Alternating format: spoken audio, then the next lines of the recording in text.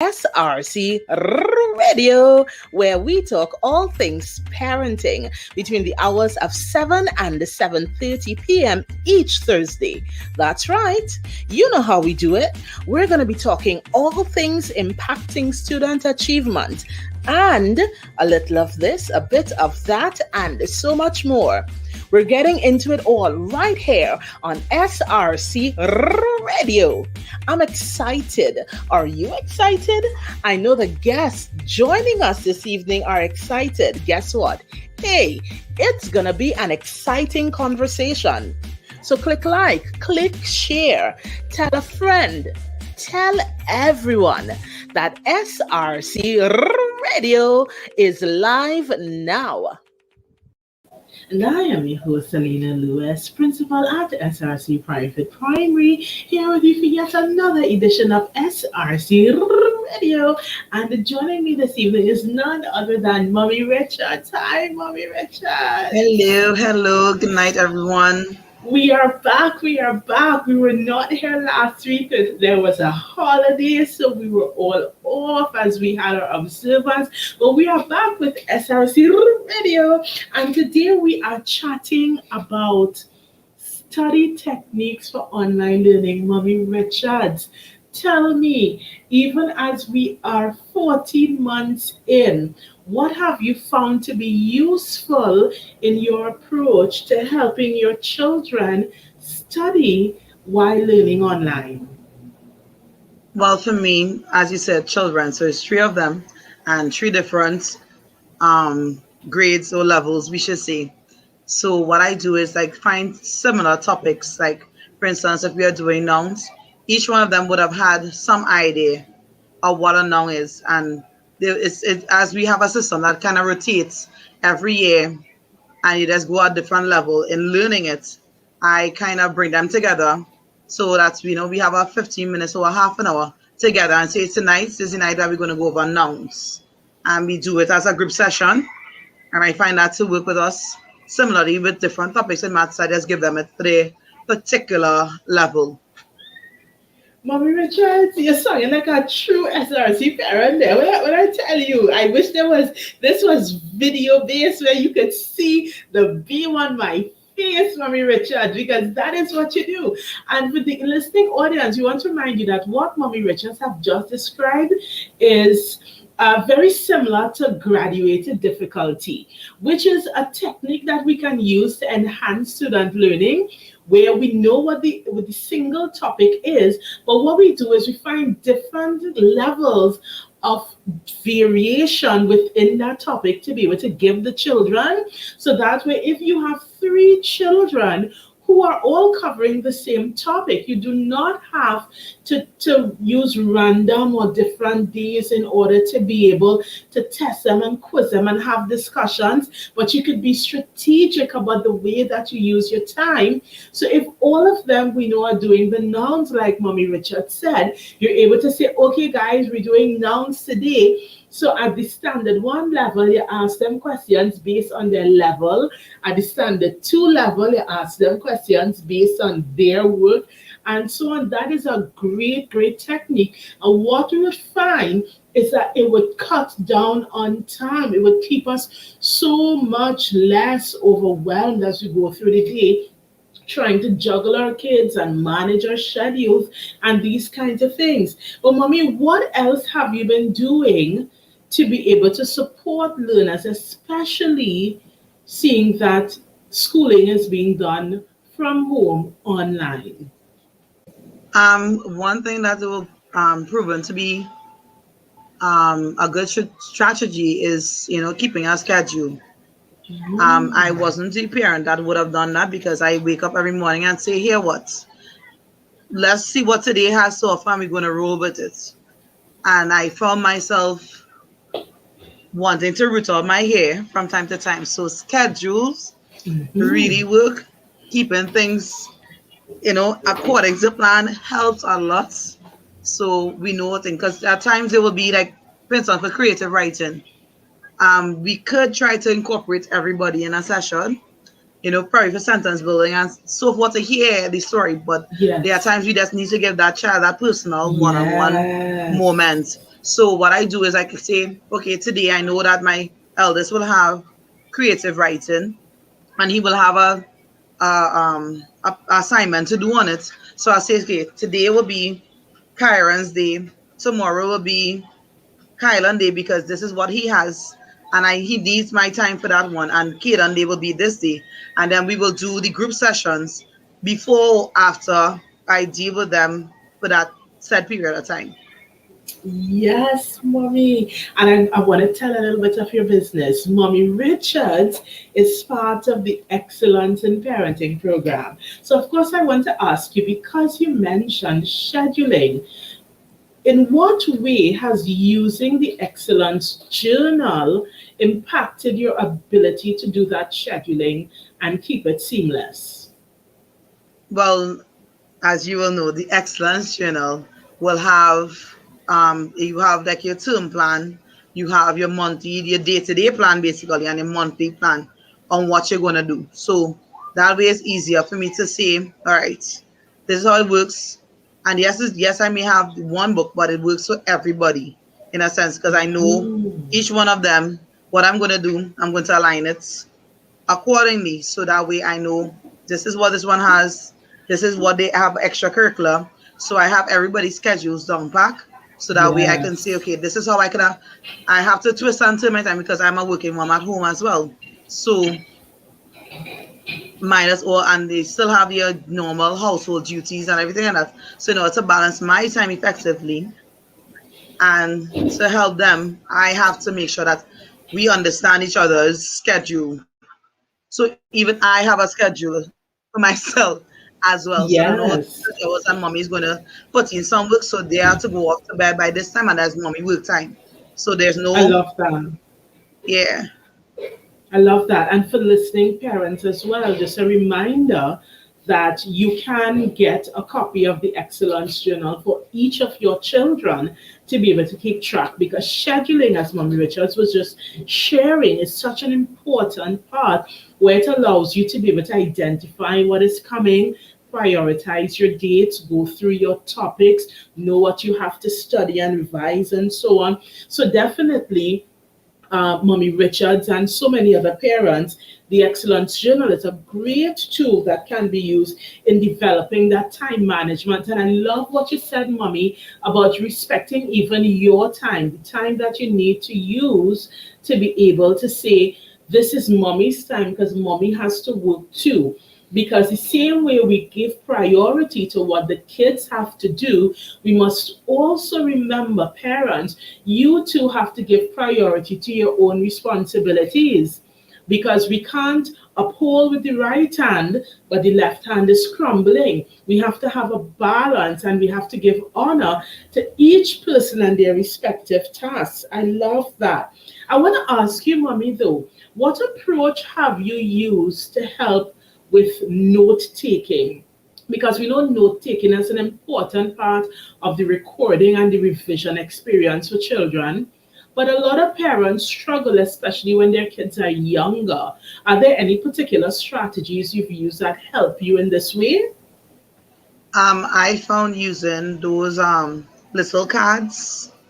Why the name is not coming to me right now, but those Study little cards. cards, Yes, sticker cards and those little piece of cardboards, those white ones. index cards. Index cards. Thank you. Welcome. I found, jotting down what each level needs to learn and remember for their particular topic, and highlighting the points as well.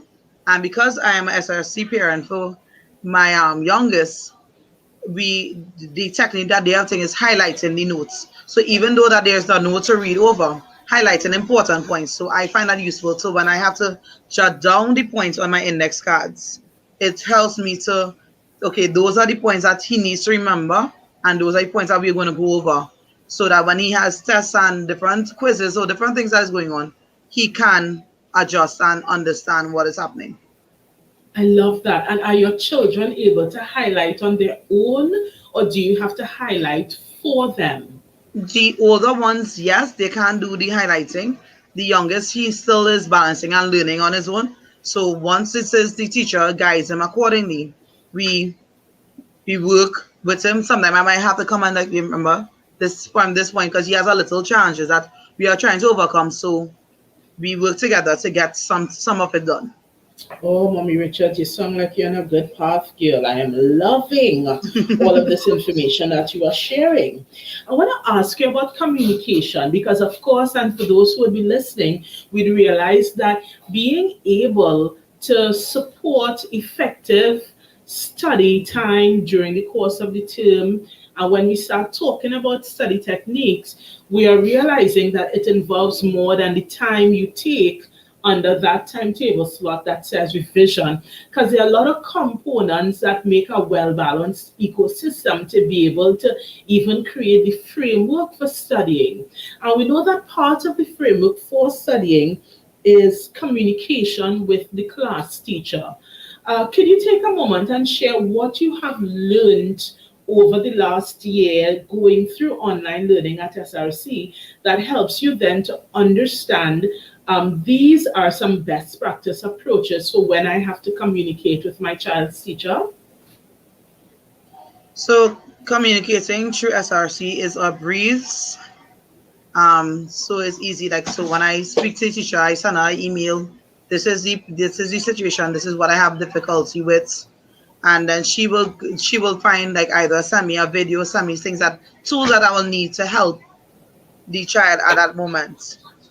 The older ones, sometimes we have a little bit of a challenge because their school system is a bit different from SRC. So what we do is like probably send a WhatsApp message to communicate, to see how things are going. But generally, it's smooth sailing just to kind of get that just the support is always there.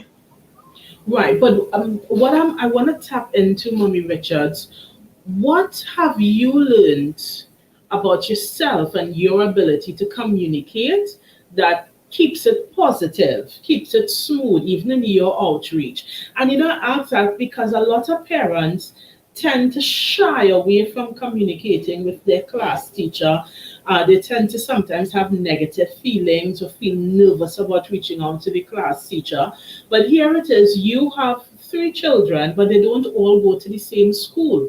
So what are the things you keep in mind when you're about to reach out that helps keep the communication positive?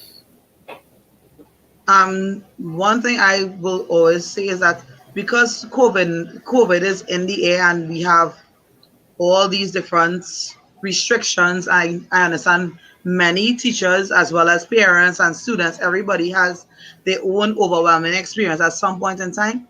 I try to be empathetic towards that. And so when I'm liaising with the teacher, I understand she may not have the time right now to have that conversation with me, but I say, okay, whenever you do have a time, feel free to just reach out to me. And I know that I have to take a more serious role in making sure that my child reach where he has a responsibility to do what I have to do, whether or not the teacher is available at that point in time. So even if I have to reach out to someone else to kind of guide me accordingly, I would do that until the teacher and I are able to have that communication and understand where we are both at, because there's a lot going on. We can never tell what is happening in anybody's home at this given time. So it's just a matter of being patient, being understanding, and taking it one day at a time with the teacher, the child, yourself, and you get things done. Yeah. That's such a deep point you just made there, Mommy. Being empathetic, parents being empathetic with the teachers, understanding that we are all going through a rough time right now with everything. The pandemic, COVID-19 is hitting us like nothing we ever imagined in life before. So that is true. When we have that empathy to know that just as you, the parent, might be feeling overwhelmed, that teacher is probably a parent too. That teacher is a wife, a mother, a father, a husband, with their own responsibilities that they are juggling as well.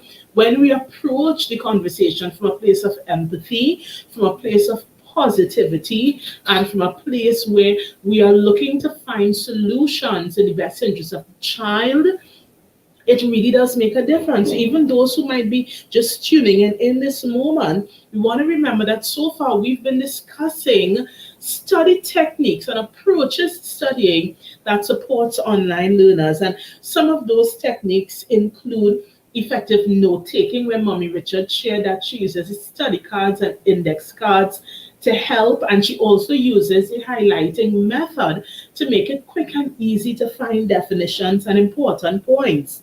Developing a time management system equally as important. And we were also sharing about how her use of the Excellence Journal helps with this. And a reminder for parents who are not familiar with the Excellence Journal, remember you can visit the page on social media, just look up Excellence Journal, or you can visit caribbeanservicenetwork.com/excellence journal to learn more about it. Participating in class discussions, Mommy Richard, super important. Do your students, your children participate in their virtual class discussions? Yes, they do.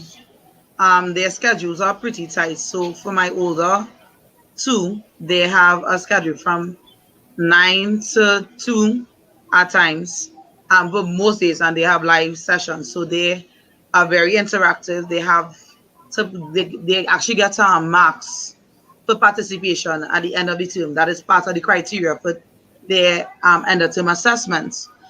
Similarly with my youngest, because of how their class structure is, they have no choice but to participate.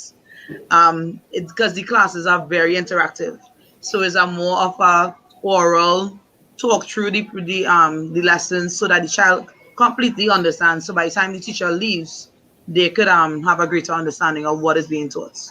I love that, because parents, we want to remind you participation is so important, because when your child is able to respond and give their teacher feedback, it helps the teacher, to better prepare for support and make arrangements for future support for your child in that particular subject area and or topic. And of course, we spoke earlier, just a reminder again to those tuning in, we spoke earlier in this conversation about the importance of positive communication with class teacher. And Mommy Richards reminded us being empathetic, being understanding, giving time for response, and just having a good disposition when you're reaching out to your class teacher. It makes a difference. One more thing I want to ask you about in this chat, Mommy. Using at-home experiences are really awesome for engaging learning and revision, checking in to make sure your kids understand different concepts. Is this something you already practice at home? Can you repeat? I didn't. Yes, I'm sorry, you didn't hear me. I was saying that using at-home experiences helps with learning and revising, making sure your kids understand different topics. So rather than just going on a board or going in textbook, we use our family time at home to have discussions, whether it's while you're in the kitchen, while you're outdoors in the lawn or whatever. We use at-home experiences to reinforce things that they're learning in their math, their English, their social studies, whether it's about the sun, the moon, the stars, whatever.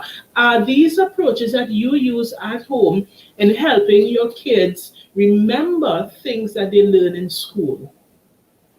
Yes, I try my best to always make everything a learning experience. So if we are doing anything, we try to, like, simple thing as they're riding their bike. We will try to think, because what I do, I play games with them too while they're riding bike. So every time you pass me, you have to give me you spell a word as you're not allowed to pass. You have to park up the end of the other person go. So we rotate and make it a fun experience. So they'll now look forward to when we're going to ride bike. Mommy, you're going to pick me up in spelling. So I love that. So it's a fun experience to them. And it doesn't think, because many times that education could be triggered, like sometimes triggered a negative feeling in children, because it's so overwhelming. It puts a burden on them. They feel like, oh gosh, I really don't know this. I really don't want to go and write a long note again. And making a fun experience out of it makes them want to go. Sometimes picking up a book and reading a story and reading it with funny voices or all different things like that no matter how old your child is, they are going to enjoy the Yeah. experience. And then they could come back and tell me, Mommy, but you know, the story was on so and so, and this is what happens. And so then we basically got comprehension and creative writing out of it. And they don't know that I'm giving them work, but we are just having fun according to them. But they learn something at the end of the day.